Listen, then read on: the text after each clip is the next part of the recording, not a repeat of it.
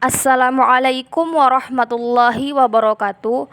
Perkenalkan, kami mahasiswa Universitas Islam Negeri Sumatera Utara, jurusan Pendidikan Matematika semester 4, mata kuliah Metode Numerik dari kelompok 4, akan mempresentasikan hasil diskusi kami yang berjudul Diferensiasi Numerik, yaitu kami beranggotakan Asyifa Alfianda, Cahyan Syari, Mutiara Anjani Siregar, Dalifa Alifia, dan Aprila Putri.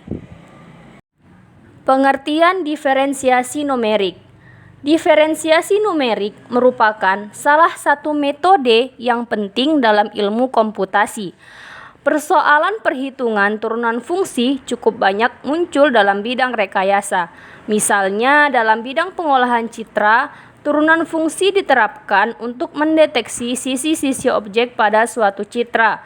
Sementara dalam perhitungan numerik sendiri, turunan fungsi dalam orde yang lebih tinggi, F-aksen, F2 aksen, F3 aksen, dan seterusnya, kadang-kadang diperlukan.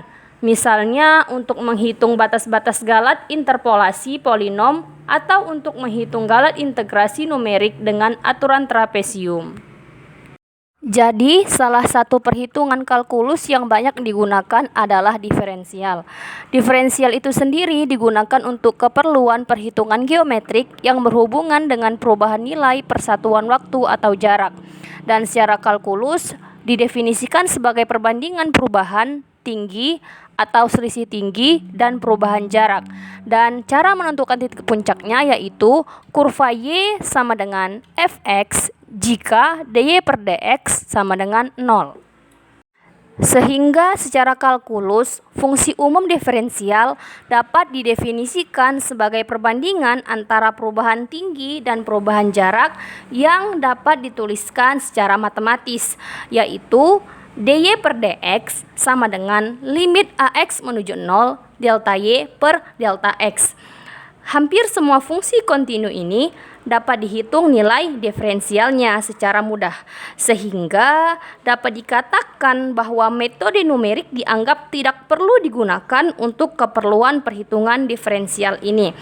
Nah, pada beberapa permasalahan nilai diferensial dapat dihitung secara manual. Contohnya yang sudah tertera di PowerPoint kami yaitu fungsi fx sama dengan cos x. Maka diferensialnya adalah f-aksen sama dengan min sin x. Karena turunan pertama dari cos x adalah min sin x. Namun pada permasalahan lainnya, fungsi sulit diselesaikan secara manual, terutama jika fungsinya hanya diketahui berupa nilai atau grafis. Misalnya menghitung puncak distribusi data yang berupa distribusi Poisson. Contohnya yang sudah saya tertera di PPT kami, fx sama dengan e pangkat min m dikali m pangkat x per x faktorial. Nah, untuk menghitung diferensial ini tidak mudah, maka digunakanlah metode numerik untuk menyelesaikan fungsi persamaan tersebut. Selanjutnya yaitu hubungan antara nilai fungsi dan perubahan fungsi untuk setiap titiknya didefinisikan. Y sama dengan fx ditambah f aksen x dikali hx. Turunan x f aksen x sama dengan limit h mendekati 0 fungsi kurung x ditambah h tutup kurung dikurang f dikali fx per h. Dari formulasi di atas, maka dapat diturunkan beberapa metode diferensiasi numerik, yaitu yang pertama metode selisih maju, yang kedua metode selisih mundur, dan yang ketiga metode selisih tengah. Selanjutnya dapat digambarkan secara grafis pada titik yang tengah, di mana nilai x diambil dari fungsi turunan x. Nilai x berfungsi pada fx itu disebut sebagai metode selisih tengahan. di mana metode selisih tengah ini merupakan pengambilan perubahan dari dua titik sekitar titik yang diukurnya. Sehingga untuk metode selisih tengahan dapat digunakan rumus yaitu f aksen x sama dengan fx0 plus h dikurang fx0 min h per 2h. Kemudian untuk metode selisih maju, di mana nilai x plus h diambil dari turunan fungsi x plus h. Dapat ditulis rumusnya yaitu fungsi f aksen x sama dengan fx0 plus h dikurang min f dikurang fx0 per h. Kemudian yang sebelumnya pada posisi panah sebelah kiri itu merupakan metode selisih mundur. Dapat dituliskan rumusnya yaitu f aksen s sama dengan fx0 min fx0 min h per h. Contoh dari metode diferensiasi yaitu hitunglah diferensial pertama fungsi x sama dengan x pangkat 2. Pada titik x sama dengan 2 dengan h sama dengan 0,1 dan h 0,01. Untuk penyelesaiannya dapat dilakukan melalui dua cara. Yang pertama secara analitik dan numerik. Untuk secara analitik yaitu fungsi x sama dengan x pangkat 2. Kemudian turunannya yaitu f aksen x sama dengan 2x.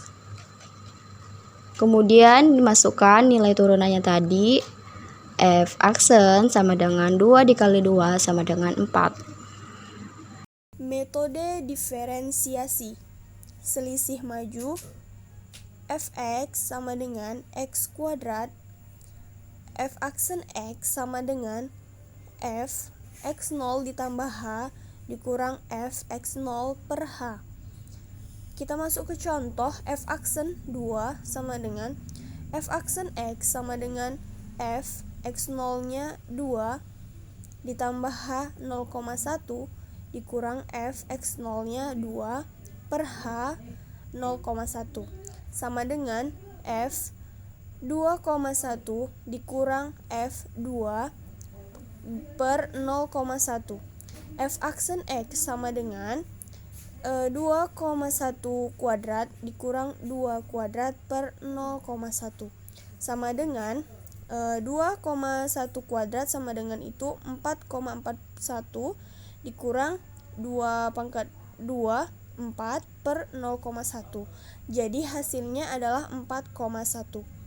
Jadi error relatifnya sama dengan mutlak x dikurang vektor satuan per x dikali 100% dan hasilnya adalah 2,5%. Kemudian masuk contoh yang kedua yaitu fx sama dengan x kuadrat, f aksen x sama dengan f x0 ditambah h dikurang f x0 per h. Kita masukkan contoh f aksen 2 sama dengan f aksen x sama dengan f x0 nya 2 ditambah h 0,01 dikurang f x0 nya 2 per 0 hanya 0,01. Nah, jadi sama dengan f 2,01 dikurang f 2 per 0,01.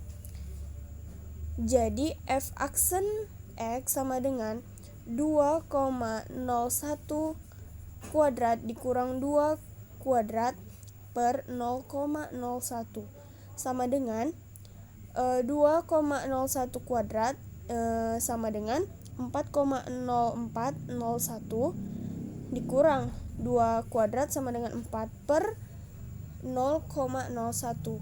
Jadi hasilnya adalah 4,01.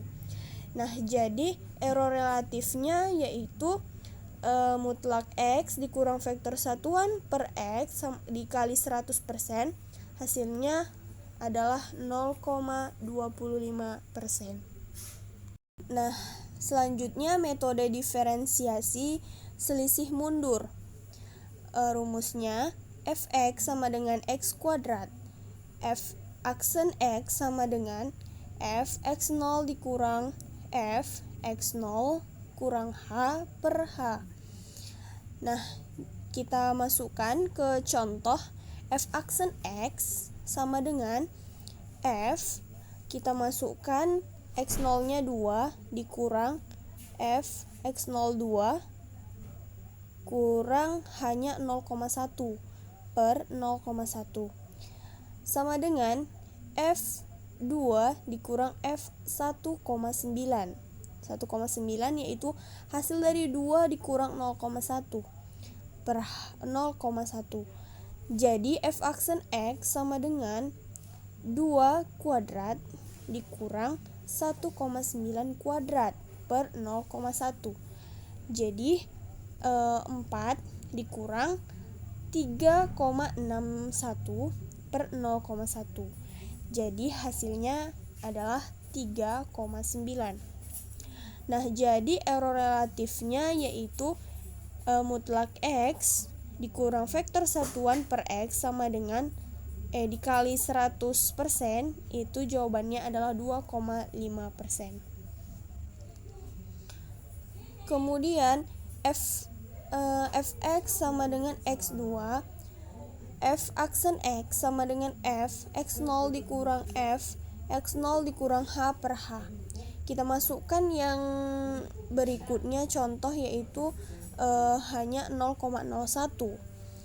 Jadi f2 dikurang f2 dikurang 0,01 per 0,01 sama dengan f2 dikurang f 1,99 per 0,01. F aksen x sama dengan 2 kuadrat dikurang 1,99 kuadrat per 0,01 sama dengan, nah 2 pangkat 2 sama dengan 4, 1,99 kuadrat sama dengan 3,9601. Jadi 4 dikurang 3,9601 per 0,01 sama dengan hasilnya yaitu 3,99. Jadi error relatifnya itu mutlak x dikurang vektor satuan per x dikali 100% sama dengan 0,25%. Baik, yang selanjutnya metode diferensiasi. Selisih tengah. Rumusnya yaitu fx sama dengan x pangkat 2, f aksen x sama dengan fx0 ditambah h dikurang fx0 dikurang h per 2h. Contohnya f pangkat 1 2 sama dengan f aksen x sama dengan f2 ditambah 0,1 dikurang f2 dikurang 0,1 per 2x0 2 dikali 0,1 sama dengan f dalam kurung 2,1 dikurang f dalam kurung 1 dikurang 9 per 0,2. F aksen x sama dengan 2,1 pangkat 2 dikurang 1,9 pangkat 2 per 0,2 sama dengan 4,41 dikurang 3,61 per 0,2 sama dengan 4. Error relatif sama dengan x dikurang x per x dikali 100% sama dengan 0%. Yang contoh kedua, fx sama dengan x pangkat 2, rumusnya f aksen x sama dengan fx0 ditambah h dikurang fx0 dikurang h per 2h.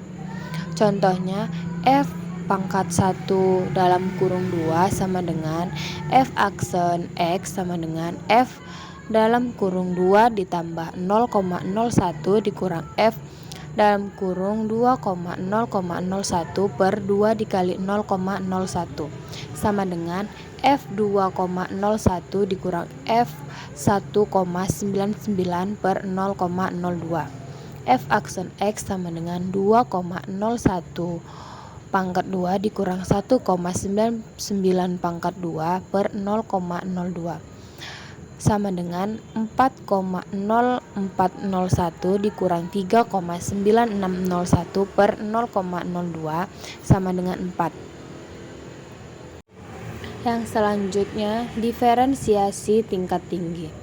Diferensiasi tingkat tinggi merupakan proses pendiferensialan secara terus-menerus hingga tingkatan yang ditentukan. Diferensial tingkat 2 rumusnya f aksen x sama dengan f aksen dalam kurung f aksen x.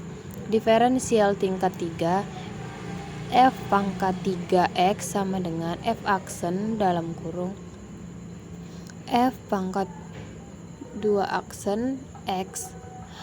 Diferensial tingkat n fn x sama dengan f1 dalam kurung fn dikurang 1x. Jadi rumusnya yaitu d pangkat nf per dx pangkat n sama dengan d per dx dalam kurung d pangkat n kurang 1f per dx pangkat n kurang 1.